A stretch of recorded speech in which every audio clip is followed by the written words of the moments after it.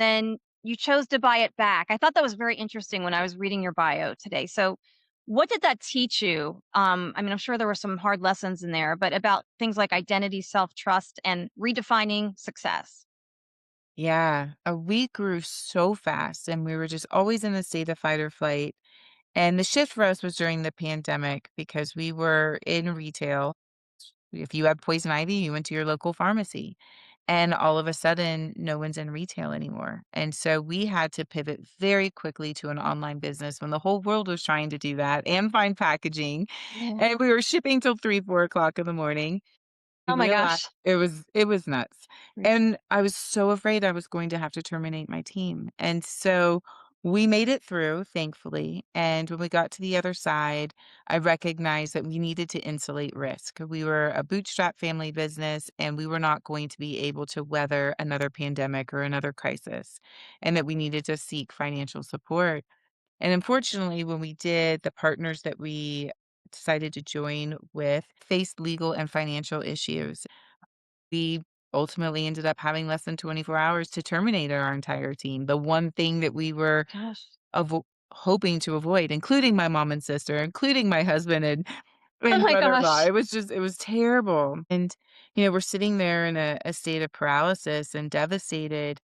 And all of a sudden, I pull out my lip balm and I realize I only have so much lip balm left, and because 'cause we're not in production, and I my mom and sister and I were, like, calibrating each other's inventory, and my sister's like, "Are we gonna have to start making this in our kitchen again? Because we can't live without these products."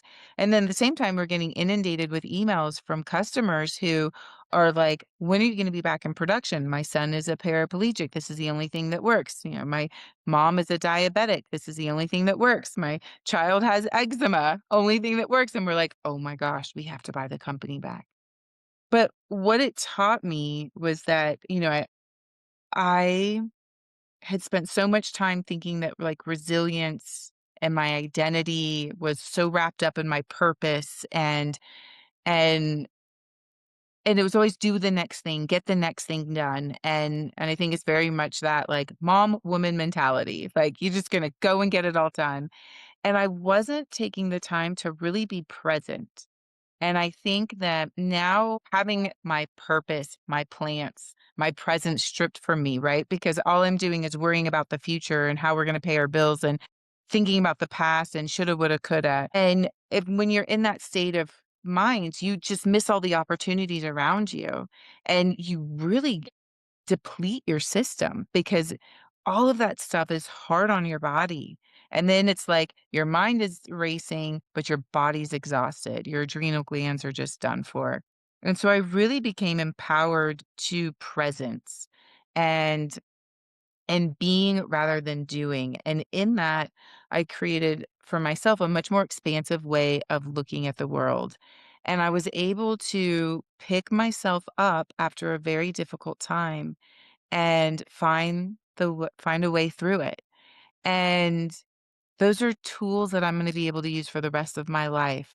And I feel very passionate about empowering others to find those tools so that they can enjoy life a little bit more and find the gift and opportunities and the challenges that they're facing.